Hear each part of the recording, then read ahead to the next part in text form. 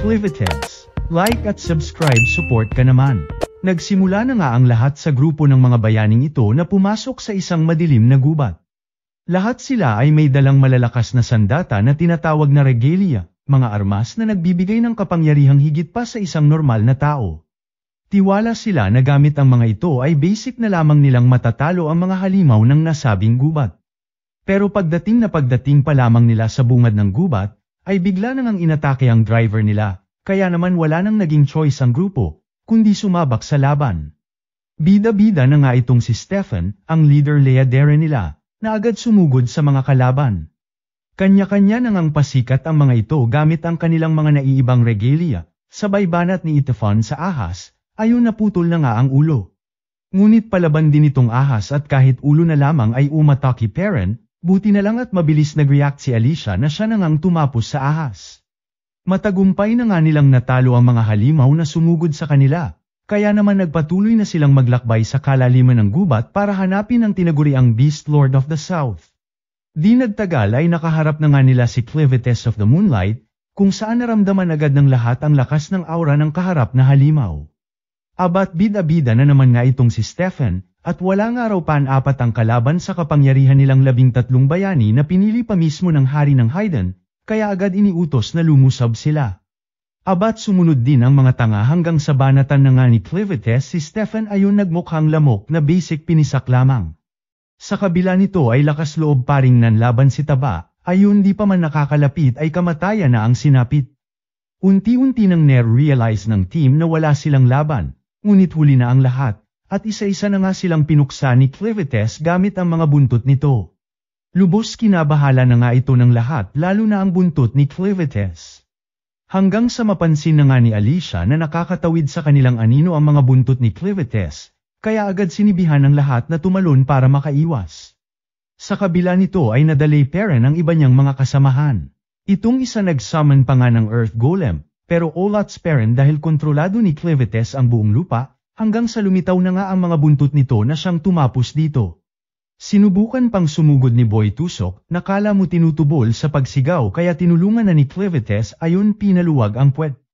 Lubos na hiwagaan na nga si Clivites kung paanong nakaabot ang mga ito sa teritoryo niya sa nakanukan naman daw nang hihina na tila mga insekto lamang, tsaka nagtataka kung bakit siya inaatake ng mga ito sa loob ng 1,000 taon na pananahimik niya sa kanyang tahanan, ngunit dahil nga raw sa ginawa nila, ay mukhang kailangan niya ng umaksyon.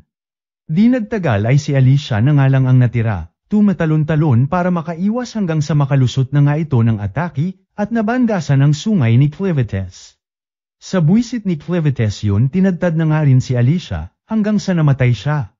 Kalaunan, sumugod na nga si Clivites sa mismong kaharian ng Haydn, galit na galit at hinahanap ang hari ng Haydn na siyang may pakana raw ng lahat ayon sa heroes kanina.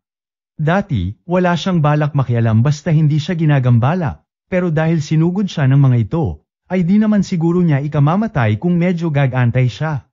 Nagkagulo na nga sa kaharian at pinaulanan siya ng pana, na kahit walang epekto sa kanya ay go Perrin ang mga tanga. Di na sana papansinin ni Clivites pero makukulit, kaya ayon isa-isang pinagpupunit. Pati mga catapult bida-bida, mga wala namang kwenta hanggang sa banatan na nga niya ang pader ayon gumuho na parang pamilyang walang father. Sa loob ng kastilyo, dali-daling tumakbo ang isang bantay para balaan ang hari tungkol sa pag-atake ni Clivites.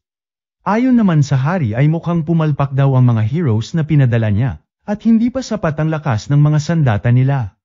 Wala na nga raw saysay ang pagtakas, dahil kahit saan siya magtago, tiyak hahabulin siya ng halimaw.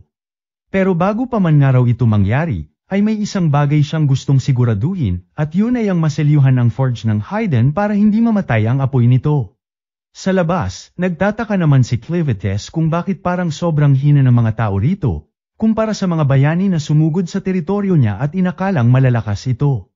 Hanggang sa tirahin na naman nga siya ng mga sundalo ng isang espesyal na sandata, at dito na nga napagtanto na nasa sandata ang lakas ng mga ito. Dito na nga niya naalala, na kahit halos walang epekto, ay nag-iwan ng marka sa sungay niya ang espada ni Alicia, na hindi dapat nangyari. Napaisip na nga siya, na kahit mahina ang mga ito sa ngayon, ay minsan, nakakapinsala pa rin ang mga insekto. Habang nagmumuni-muni siya, bumaba naman ang hari sa ilalim ng kastilyo para agapan ng forge, hanggang sa yumanig na nga ang kastilyo kaya mabilis nitong sinilyuhan ang forge. Walang ano-ano'y winasak na nga ni Clivites ang bubong ng kastilyo, at dito na nga nakita ang hari at kinausap ito. Bida-bida na nga ang hari at sinabing wala raw karapatan si Clivites na gamitin ang salita nila, kaya binalaan ni Clivites na ayusin ang tono ng pagsasalita sa kanya, dahil kung gugustuhin niya, kaya niyang burahin lahat ng tao, pati mga karatig kaharian nila. Alam ni Clivites na kahit patayin niya ang hari o sino paman, siguradong may papalit lang din dito at manggugulo. Kaya nandirito raw siya para malaman ang nature ng mga tao, anong klaseng mga nilalang ito, sabay binigyan ng tsansa ang hari para magpaliwanag kung bakit hinanggad nito ang kamatayan niya. Sa hayop ka kaya hindi mo maiintindihan, ika na nga ng hari, at sa isang iglap, nawala ang ulo nito sa buwisit ni Clivites at may pagkapasmado raw ang bibig ng hari. Dito na nga niya napagpasyahan na simula ngayon, lilinisin na niya ang mundo mula sa lahat ng tao. Sa pag-alis niya, ay nadaanan na nga niya ang isang sanggol na umiiyak. May kasamang babae na nadaganan ng gumuhong pader. Wala siyang naramdamang awa, kaya naglakad lang siya palayo. Pero bigla siyang tinawag ng sugatang babae at sinabihan siyang iligtas ang bata. Nagulat siya sa kapal ng mukha ng babae at talagang bibigyan pa siya ng aalagaan. Ipinaalala niya sa babae na wala siyang balak magligtas ng tao, lalo na't plano na niyang ubusin ang lahat ng lahi nila. Pero sabi ng babae na kahit may kasalanan ng matatandang tao sa kanya, ay wala namang sala ang sanggol kaya sanay huwag niya raw idamay.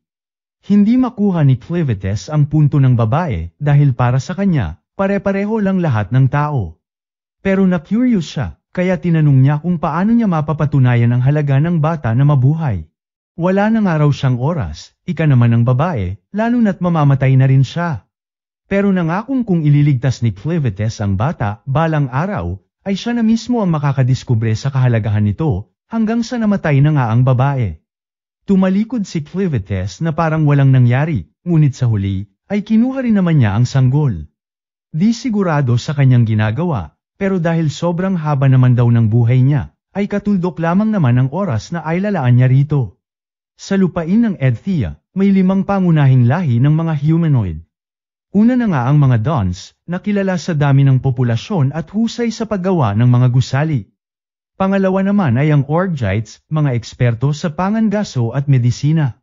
Pangatlo ang Sladens, mga taong tubig na bihasa sa pangingisda at paglangoy. Pang-apat ang mga Benti, malalakas na mandirigma, pero hirap makipagkaisa sa iba. At ang huli ay ang Kingdom of Haydn, pinakamisteryoso at pinakamatandang lahi ng tao, kilala sa paggawa ng mga matitinding sandata, na kung tawagin ay Blades of Haydn. At sa labas naman ng Edthea, ay nababalot ito ng kadiliman, kung saan nakatago ang mga halimaw at 4 na Dark Beast Lords, kasama na si Clivites. Kaya wala pa talagang nakakalabas sa Edthea. Samantala, bumalik na si Clivites sa kuweba niya, dala ang sanggol sabay tinaboy ang mga halimaw para walang manggulo sa bata, sabay napaisip kung ano raw ba gagawin niya rito. Nagawa na nga niya ng paraan kung papaano niya ito mabibigyan ng lakas, kaso ang problema niya ngayon, ay amoy tae na yung bata. Walang ano-ano'y inihulog na nga niya ito sa isang butas na puno ng mga insekto, kaya umiyak ang bata, ngunit huwag nga raw mag-alala ang bata dahil dumi lamang ang kinakain ng mga nasabing insekto. Abat effective na nga ang ginawa niya, ngunit sa kasamaang palad ay patuloy pa rin sa pag-iyak ang sanggol, na siya na ngang kinabuisit ni Clivites. Ngunit bilang isang Dark Beast Lord, ay hindi nga raw niya pwedeng talikuran ang desisyon niya. Dito na nga niya naisip, na kailangan niya ng taong mag-aalaga sa bata, kaya nilapitan niya ang mga napatay niyang heroes, at baka may mapakinabangan pa.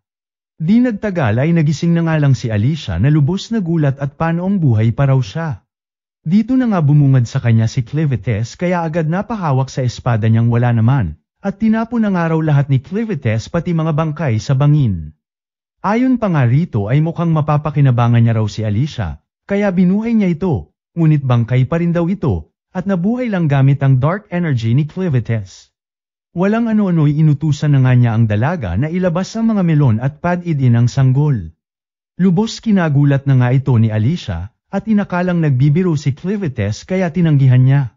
Ngunit seryoso ang ating bida kaya ginamitan na siya ng kapangyarihan na di niya matanggihan.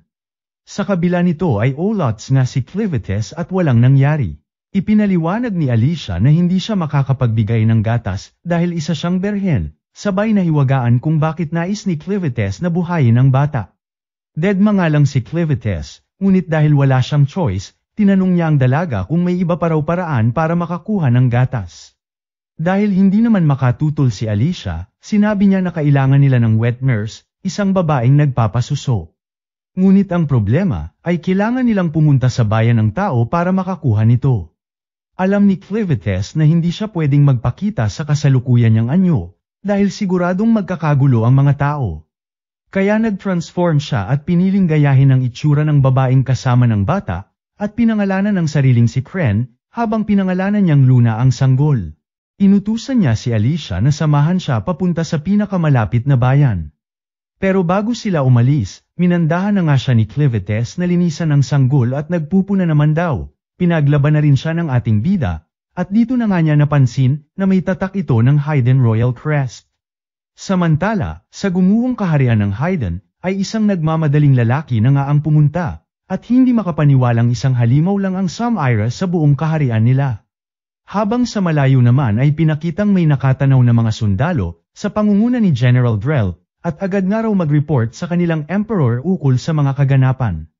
Ngayon nga raw na bumagsak na ang Kingdom of Hayden, ay siguradong magkakainteres ang iba pang karatig bansa lalo na sa Arcanasite Forge na natatangi sa royal blood ng mga Hayden, at dapat di nga raw sila maunahan ng iba. Balik naman sa ilog, kinumprante ni Alicia si Kren, at tinanong kung alam ba raw nitong galing sa royal family si Luna. Wala namang ideya si Kren kaya pinakita ni Alicia ang royal crest sa kumot na simbolo ng pamilya ng hari. Doon na napaisip si Kren na nakuha niya si Luna mula sa gumuhong kastilyo. Kaya marahil malamang, miyembro ito ng royal family. Nagulat si Alicia nang marinig niyang galing sa kastilyo si Luna. Kaya naman napakwento si Kren na winasak raw kasi niya ang kaharian ng Hayden at pinatay ang hari nung nakaraang gabi.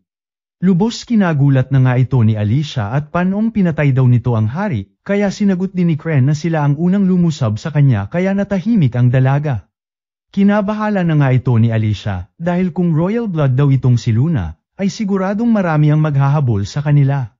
Nagtaka si Kren kung bakit, kaya ipinaliwanag ni Alicia, na tanging mga royal blood lang ng Hayden ang may kakayahang gumawa ng mga espesyal na sandata ng kanilang kaharian. Napangisi na nga si Kren sa mga narinig, at mukhang nasasagot na raw lahat ng katanungan niya sa mga pangyayari. Alam niya na raw ang gagawin niya kay Luna, at sinabing sisiguraduhing magiging hari ito. Sakto daw gusto niyang obserbahan ang tao mula sa dilim, at siguro di naman daw niya ikamamatay kung ilalagay niya sa kapangyarihan ng alaga niya, para kung sakaling maisipan niyang wasakin ang lahi ng mga tao, ay madali na lamang. Natulala na nga lang si Alicia at sa isip-isip ay mukhang nagkamali siya ng mga ibinigay na impormasyon kay Kren. Pero sa ngayon, prioridad pa rin nilang makahanap ng gatas para kay Luna. Kaya inutusan niya si Alicia na maglakad na. Habang si Alicia, hindi pa rin mapagtanto kung bakit sobrang nawiwili si Kren kay Luna.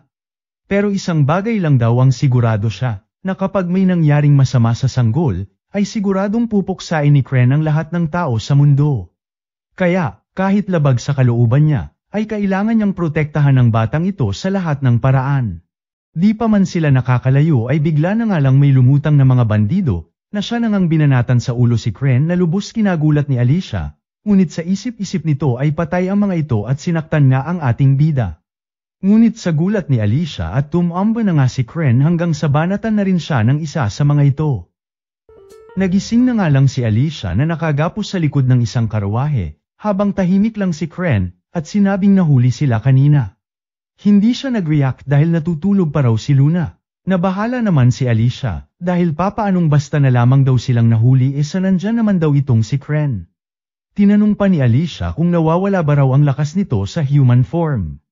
Hindi naman daw ika naman ni Kren, pero since ngayon lang niya ito ginawa, ay di niya inakala na ganito raw pala kaina ang katawan ng isang tao, at ngayong alam na niya, ay hindi na kailanman mauulit pa.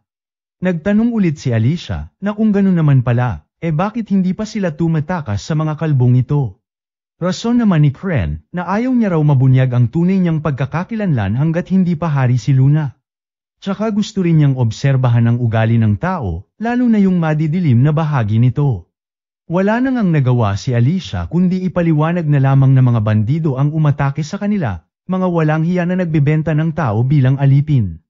Hindi sila ganoon kalakas, pero mga walang awa at maruming lumaban kaya nakakatakot pa rin. Pagdating nila sa kampo ng mga bandido, pinapila agad silang mga bihag. May isang lalaki ang nagtangkapang tumakas, ngunit dahil sa mga posas at pabigat ng paa, ay agad siyang naabutan at sinaksak sa likod.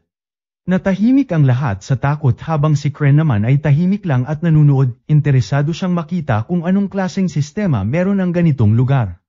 Samantala, nahiwalay naman si Alicia at mukhang nakorsonadahan ng boss ng mga bandido, habang si Kren naman ay tinawag ng isang babae, at dito nga raw sa kanila ito matutoka.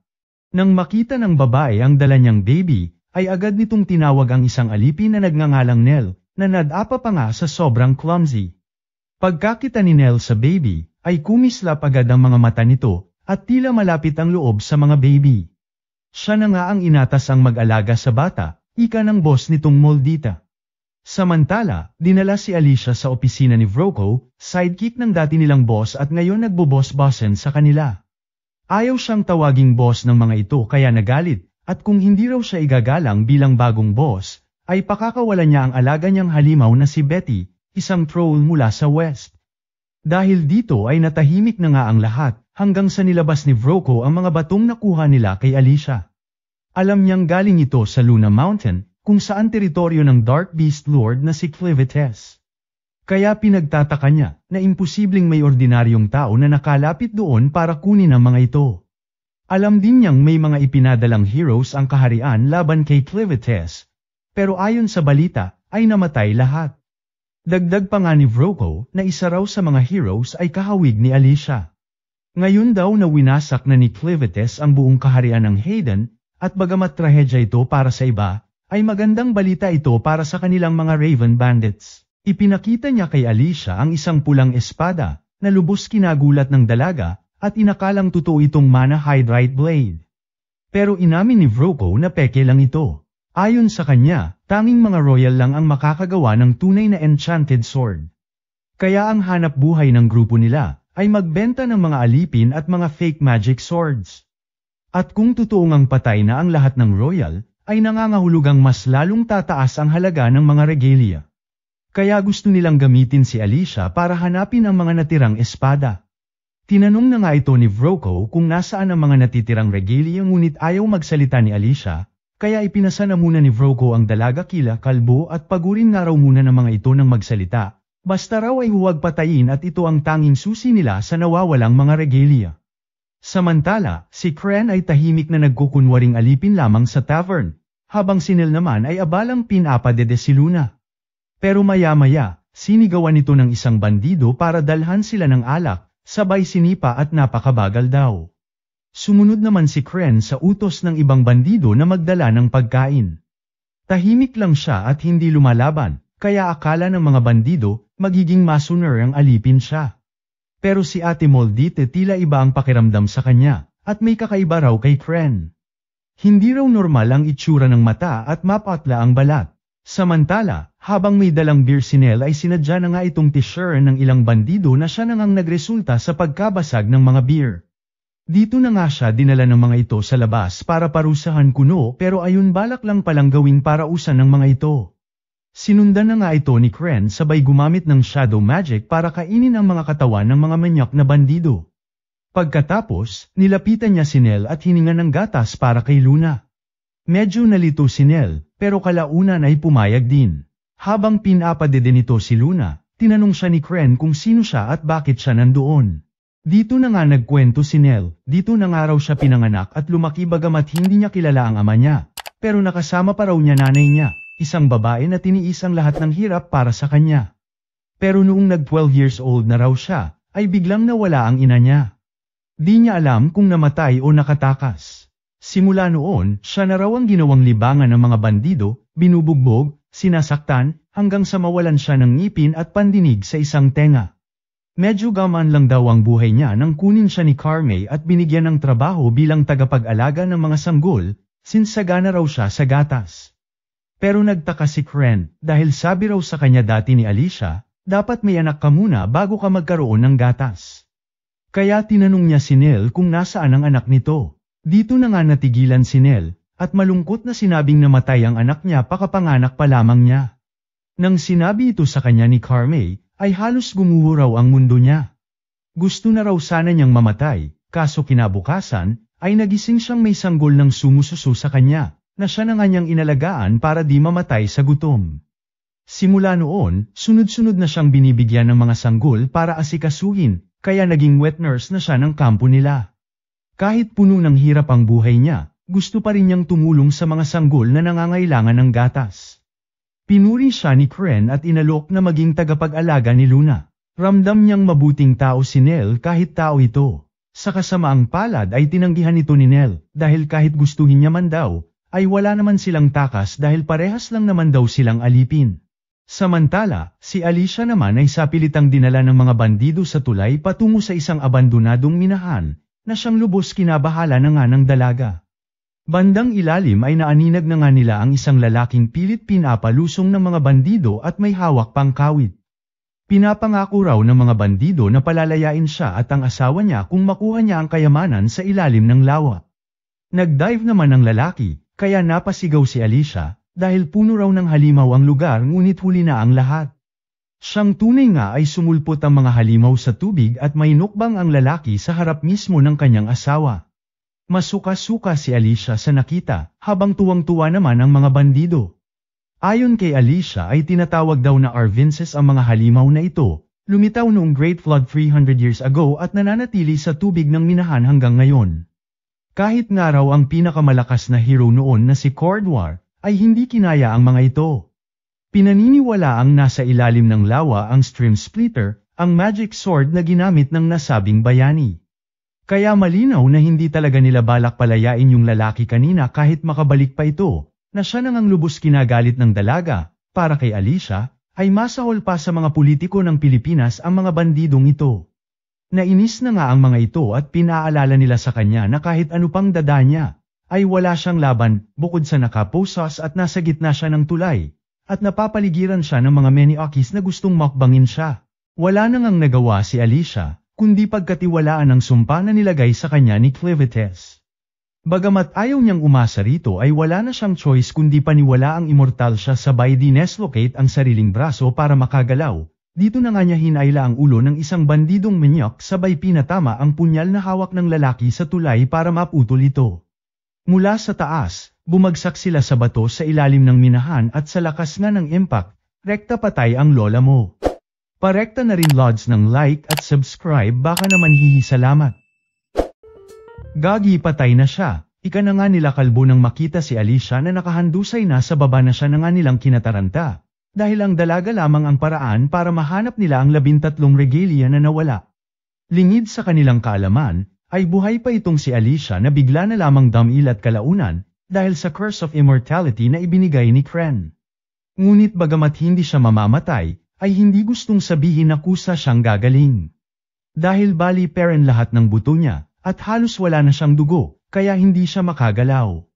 Habang pilit niyang gumagalaw, ay napansin niyang lumutang bigla ang dugo niya sa hangin.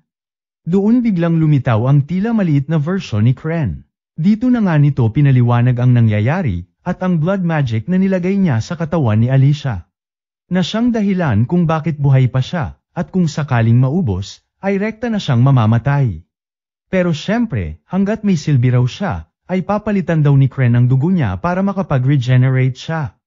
Nagtaka naman si Alicia, at bakit hindi pa raw siya pinagaling? Ayon naman kay Kren, ay may gusto muna raw kasi siyang malaman, at kung bakit tinanggihan daw ni Nell ang alok niyang maging wet nellers ito ni Luna, na siyang pagkakataon na rin ito para makatakas sa lugar na ito. Ika naman ni Alicia, na baka iniisip daw kasi ni Nell na alipin lang si Kren, at kahit tumakas siya, ay huhulihin din naman siya ng mga bandits, at ibabalik sa mundong ito na siya niyang kinalakihan kaya nawalan na ito ng pag-asa. Dito na nga nagtanong si Kren kung papaano niya mapapaniwala si Nell. Simple nga lang daw ayon naman kay Alicia, at yun nga raw ay ang patayin lahat ng bandits. Kung wala nang hahabol sa kanya, ay baka doon na nila ito mapaniwala sa pagsama sa kanila. Sumang-ayon naman dito si Kren, ngunit ang problema, ayaw niyang siya ang pumatay sa mga ito. Baka mabisto raw kung sino siya at malamang wala siya sa teritoryo niya.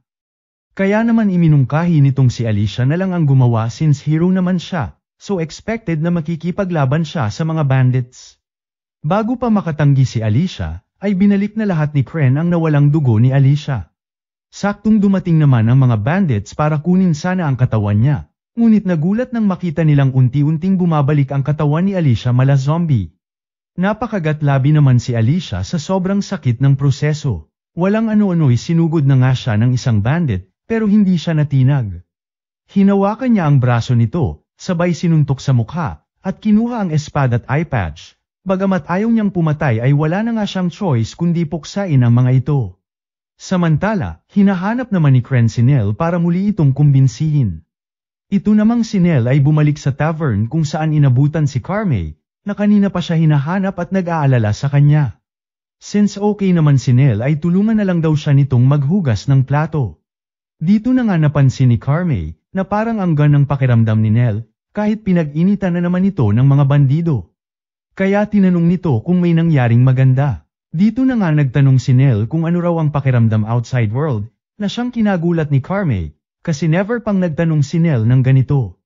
Dagdag pa ni Nell na dito na raw siya ipinanganak kaya wala siyang ideya sa labas ng camp. Kumpara nga raw kay Carmey ay kahit papano, may idea raw ito sa mundo sa labas. Wala naman maisagot si Carmey, dahil halos lahat daw ng babae sa kampo ay galing sa magulong buhay. Kaya bihira nilang pag-usapan ang tungkol sa labas. Pinagtaka na nga ito ni Carmey, at bakit bigla raw siyang nagka-interes sa labas. Ayon naman kay Nell ay may nagtanong daw kasi sa kanya kung gusto ba niyang umalis. Walang ano-ano'y sinampal na nga lang siya ni Carmey, at kung sino man daw ito ay huwag siyang magtitiwala. Wala nga raw matinong lalaki sa mundo, dahil lahat ng ito ay gagamitin lang sila at kung wala na silang pakinabang ay itatapon na lang na parang mga basura. Bigla na ngang sumingit sa eksena si Broco, na siyang narinig lahat ng kanilang pinag-usapan. Kinabahan na nga si Carm at tinanong niya kung anong ginagawa ni Broco sa tavern. Ayon naman kay Broco ay narinig daw kasi niyang may bagong saltang baby, kaya gusto lang sana niyang silipin.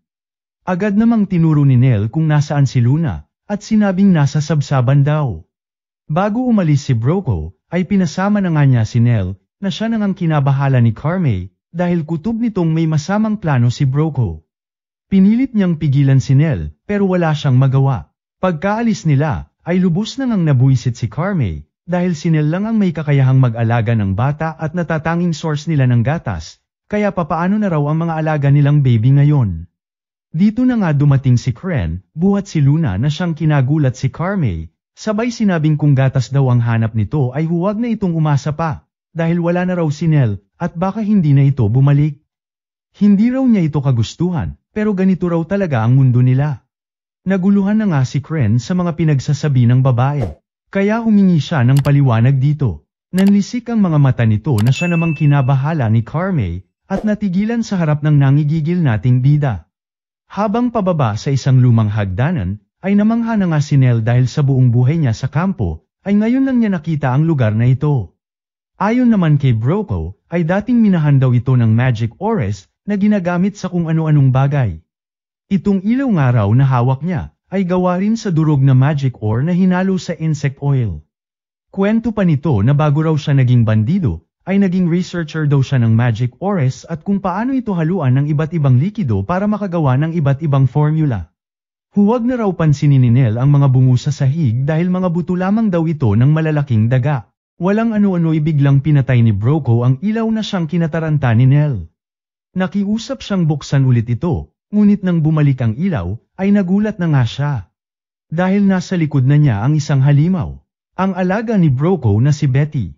Isa sa mga halimaw na napasunod ni Broco gamit ang magic mixture niya. Kaya nga raw siya naging leader ng kanilang kampo. At dahil nabanggit nga raw ni Nell na gusto niyang umalis na at tumakas, ay wala raw siyang ibang choice, kundi ipakain siya kay Betty. Agad na ngang tumakbo si Nell ngunit sa kasamaang palad ay wala na itong takas pa kay Betty na siyang hinabol siya, sabay napa-flashback sa naging alok ni Kren at nagsisinasaksihan na nga ito ng bata na siyang agad na paiyak. Pinatahan naman ito ni Kren at sinabing normal lamang ito sa mundong ito, ang kumain o ang makain. Nagkataon na gutom ang magic beasts, ayon kinain si Nell kaya wala siyang magagawa. Siguro kasalanan din daw niya dahil hindi siya umabot sa oras. Walang ano-ano'y nagtaka na nga ang ating bida, at paanoong ang isang dakilang troll ay sumusunod daw sa isang bansot na tao. Nahiwagaan naman si Broco at iba din daw ang dalang kumpiyansa ng ating bida at talagang hinarap siya, sabay inutusan si Betty na kainin din si Kren. Sa gulat nito ay ayaw gumalaw ni Betty na tila biglang naging balisa. Sa sobrang takot na nga nito ay bigla nitong naisuka si Nell, na bagamat buhay pa, ay natunaw na sa tiyan ng halimaw.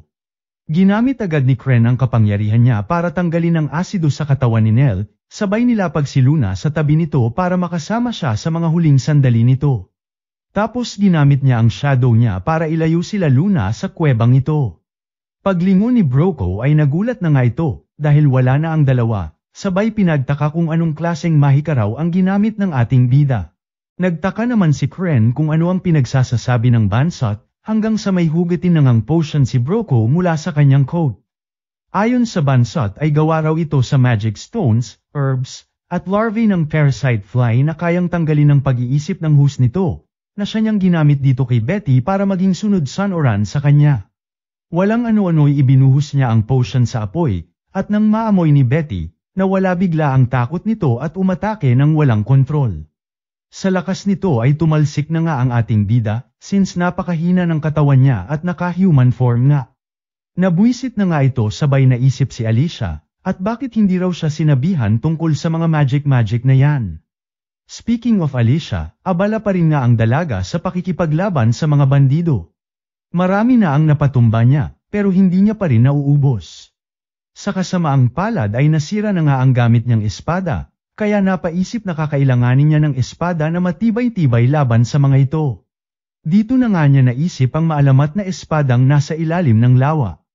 Agad na nga siyang tumakbo pababa, ngunit sa kasamaang palad ay dito nakaabang ang mga halimaw at tila naghihintay na may mahulog sa kanila. Imbes na tumalon ay umakyat na nga siya sa scaffolding para pasunurin ang ibang bandido. Nang mapansin niyang marami na ang umakyat, ay agad na nga niyang pinutol ang lubid na siyang nagresulta sa pagbagsak ng mga ito sa tubig. Tiba-tiba na nga ang mga halimaw at pinagpistahan ang mga nahulog na bandido, at habang busy nga ang mga ito ay nagtago si Alicia sa loob ng isang barrelay, na siyang unti-unting lumubog sa lawa, at habol nga niyang hanapin at makuha ang maalamat na espada sa ilalim ng lawa. Papitik na rin muna lods ng like at subscribe ko, hihi salamat.